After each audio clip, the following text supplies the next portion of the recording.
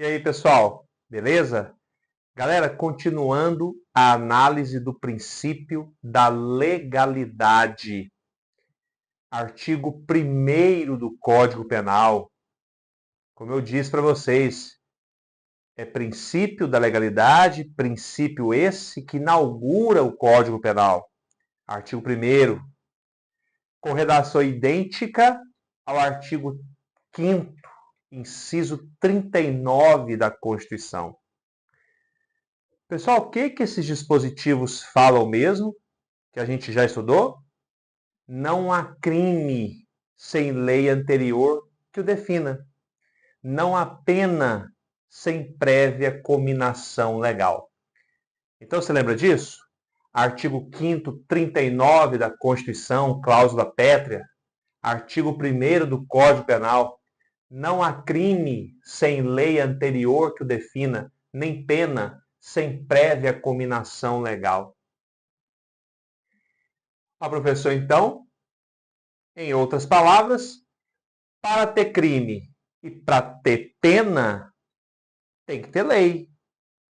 Uma lei que seja anterior ao fato, cuja punição se pretende.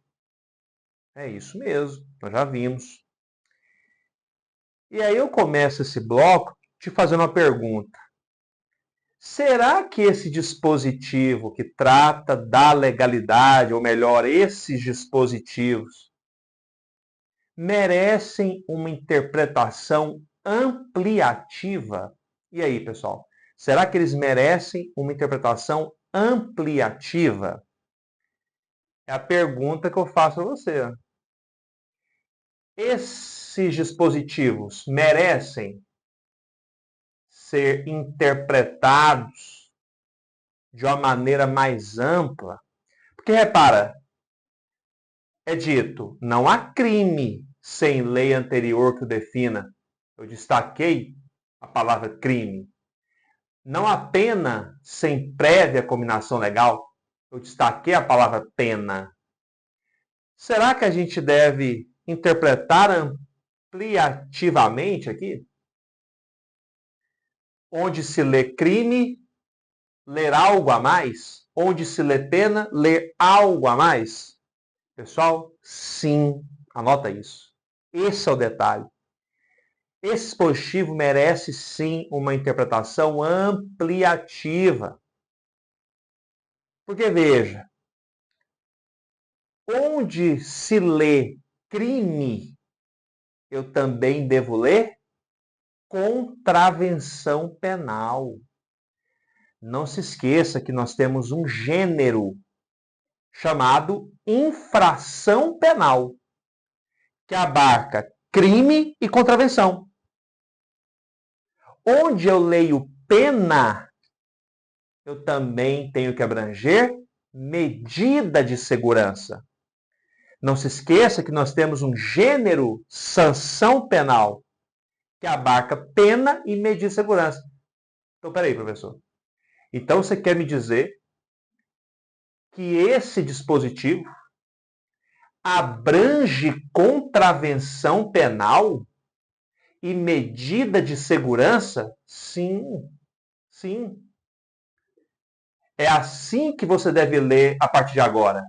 Não há crime ou contravenção penal sem lei anterior que os defina, nem pena ou medida de segurança sem prévia cominação legal. Ou ainda, utilizando as expressões infração penal e sanção penal, porque, insisto, infração penal é gênero, abarca crime e contravenção. Então, fala infração penal. Sanção penal é gênero, abarca pena e medida de segurança. Então, eu uso sanção penal, que eu já abranjo tudo que interessa. Então, vamos ler o dispositivo usando infração penal e sanção penal. Não há infração penal, porque aí eu estou abarcando crime e contravenção. Não há infração penal sem lei anterior que a defina. Nem sanção penal, abarcando pena e medida de segurança, nem sanção penal sem prévia cominação legal. Olha isso, galera. É assim que a gente deve ler agora. Então, olha a conclusão. Onde se lê crime, se eu vou abarcar também a contravenção penal, eu vou ler infração penal.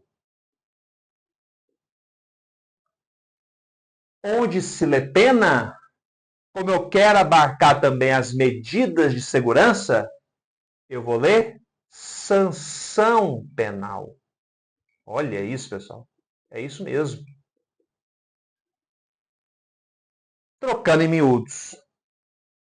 Para ter crime, para ter contravenção penal, ou seja, infração penal, para ter pena ou medida de segurança, ou seja, sanção penal, tem que ter lei.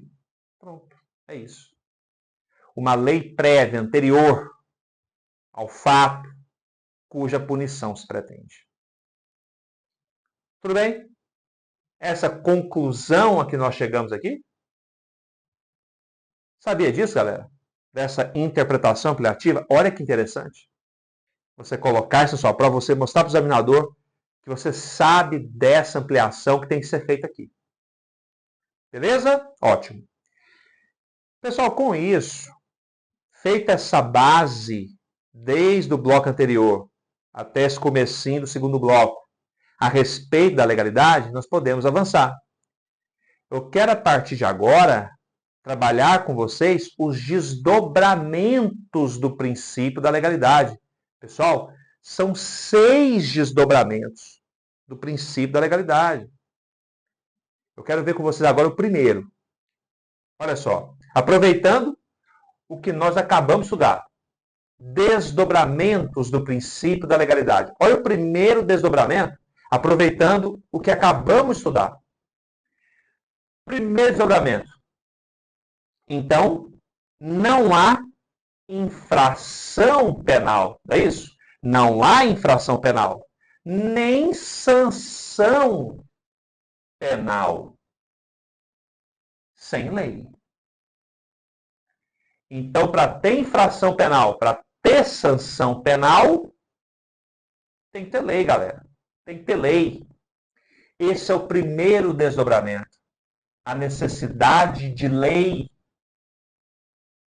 criando crime, criando a pena, criando a contravenção penal, criando a medida de segurança. Tem que ter lei, galera. Professor, então, peraí. Nós estamos, então, tratando de uma tarefa que é reservada à lei. É tarefa reservada à lei a criação de infrações penais e sanções penais. É isso mesmo. Pessoal, é por isso que aqui nós estamos diante, anota, do princípio da reserva legal. Aí. É por isso que nós aqui estamos diante do princípio da reserva legal. Aí. Princípio da reserva legal. É tarefa reservada à lei. A criação de infrações penais e sanções penais. Veja. Então, para criarmos infração penal, sanção penal, temos que ter lei. Princípio da reserva legal. Aí você deve estar pensando, professor, mas que lei que é essa? Anota, é a lei em sentido estrito. É a lei em sentido estrito. Anota isso. Lei em sentido estrito. E veja, quando eu falo em lei em sentido estrito, eu estou abarcando como regra a lei ordinária e como exceção a lei complementar. É isso, galera. Então, para criarmos infrações penais e sanções penais, temos que ter lei. Princípio da reserva legal. Que lei que é essa? Lei em sentido estrito. Olha o meu asterisco. Essa lei em sentido estrito, em regra, é a lei ordinária. E, excepcionalmente, poderá ser a lei complementar. Olha, professor, então, como regra, para criar infrações penais, sanções penais, eu preciso de lei ordinária. E como exceção, eu preciso de lei complementar. Maravilha. Entendeu agora? O que queremos dizer ao tratarmos da reserva legal? E aí, pessoal, nós chegamos num ponto, numa pergunta que não quer calar. Porque, veja, você deve estar pensando, professor, maravilha, mas e a medida provisória? Como é que fica, hein? Como é que fica a medida provisória? Porque eu sei que medida provisória não é lei. Ela é editada pelo chefe do Poder Executivo, presidente da República. E aí? Medida provisória pode versar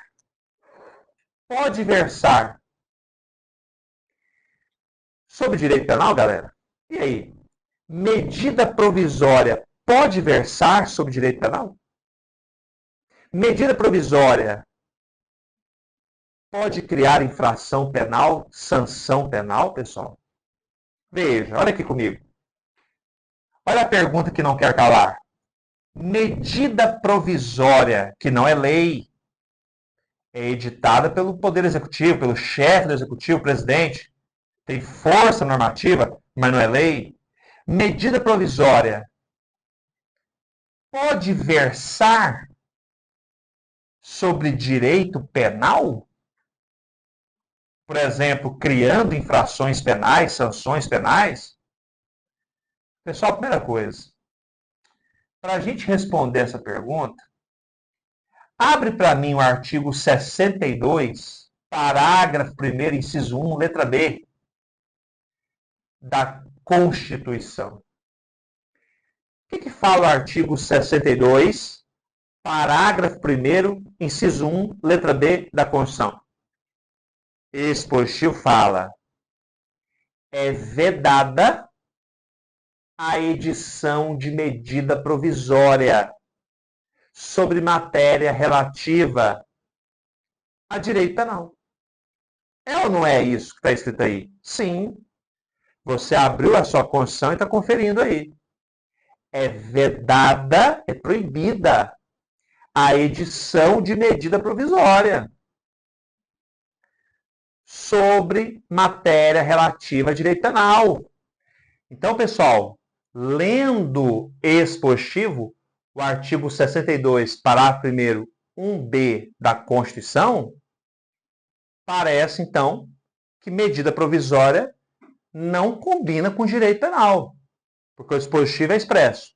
É vedada edição de MP sobre matéria relativa a direito penal.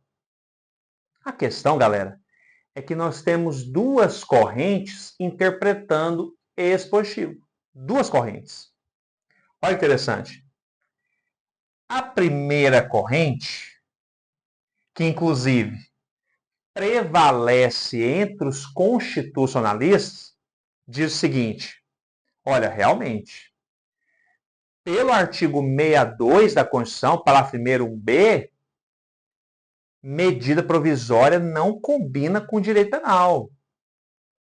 Não é possível editar medida provisória, seja sobre o direito penal incriminador, portanto, o direito penal que cria crimes e penas, seja sobre o direito penal não incriminador, benéfico, por exemplo, ao réu. Então, para a primeira corrente, é tão errado medida provisória sobre direito penal incriminador, criando crimes e penas, como também é errado uma medida provisória versando sobre direito penal benéfico, criando uma causa extintiva da punibilidade, por exemplo. Então, é essa a posição da primeira corrente, esse é o entendimento da primeira corrente. Primeira corrente que prevalece entre os constitucionalistas, dizendo isso. Medida provisória não combina com direito penal. Seja direito penal incriminador ou não incriminador. Pronto. Por outro lado, nós temos uma segunda corrente. E a segunda corrente, galera, concorda com a primeira em parte. Diz a segunda corrente, realmente, é vedado medida provisória versar sobre direito penal incriminador. Vale dizer, medida provisória realmente não pode criar crime e pena. Não pode criar infrações penais e sanções penais. Até porque, né, galera, isso é tarefa da lei, como nós vimos. Então a segunda corrente reforça isso. Mas aí vem a distinção da segunda corrente para a primeira. A segunda corrente diz: todavia, eu defendo que é possível sim medida provisória versando sobre direito penal não incriminador, benéfico, favorável ao réu. Aí é possível. Tá vendo? Esse é o ponto que a segunda corrente se diferencia da primeira. E aí, pessoal, vou te dar exemplo disso que a segunda corrente está defendendo, que seria possível MP sobre direito penal benéfico. Quer ver? Um momento aqui histórico. Não sei se você lembrava disso. Entre 2003 e 2008, galera, entre 2003 e 2008, em virtude de diversas medidas provisórias editadas pelo presidente da República, alguns dispositivos do Estatuto do Desarmamento não se aplicaram a casos concretos. Então, como é que é? Em virtude de diversas medidas provisórias, no período entre 2003 a 2008, essas medidas provisórias congelaram a tipicidade de dispositivos do Estatuto do Desarmamento. Mais especificamente, galera, nesse período de 2003 a 2008, em virtude de várias MPs, a posse irregular de arma de fogo, prevista lá no Estatuto do Desarmamento, foi considerada fato atípico. Olha isso. E aí, dando-se um período para que os possuidores irregulares dessas armas pudessem regularizar a situação, não respondendo por crime. Olha isso, pessoal. Dentre todas essas medidas provisórias que fizeram isso, congelaram a tipicidade desses dispositivos do Estatuto do Desarmamento, eu destaco, anota, a medida provisória, a MP 417 de 2008. 417 de 2008. Então, olha que interessante. Então, corroborando o que defende a segunda corrente. Olha, realmente, não é possível MP sob direito penal incriminador. Isso é tarefa da lei. Todavia, é possível MP sob direito penal não incriminador, benéfico ao réu. E nós tivemos exemplos disso na nossa história. Mais uma vez, anota, no período entre 2003 e 2008, em virtude de diversas medidas provisórias, destacando a MP 407 de 2008, nós tivemos um congelamento da tipicidade de alguns comportamentos do Estatuto do Desarmamento. A posse irregular de arma de fogo, por exemplo, foi considerada fato atípico nesse período. Olha isso. A doutrina chamou, pessoal, inclusive, esse período em que a posse irregular de arma de fogo foi considerada fato atípico, de atipicidade temporária, ou abolício criminis temporária, ou ainda anistia imprópria. Olha que interessante. Eu só sei que durante esse período nós tivemos essas medidas provisórias benéficas ao réu, favoráveis ao réu. Não é verdade? Sim. Porque elas consideraram comportamentos dos estatutos de armamento como fatos atípicos. Olha que interessante. Professor, e o Supremo concordou com isso? Concordou. O Supremo concordou com isso.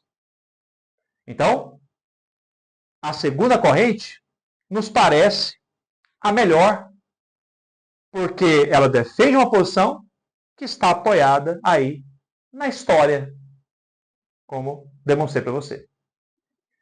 Tudo bem, pessoal? Maravilha? Então, ótimo. Com isso, galera, a gente encerra esse primeiro desdobramento. Mas ainda nós temos que ver 5 desdobramentos a respeito da legalidade. Eu quero ver isso com você no próximo bloco, para a gente continuar aprofundando o princípio da legalidade. Ok, galera? Aguardo vocês. Até lá.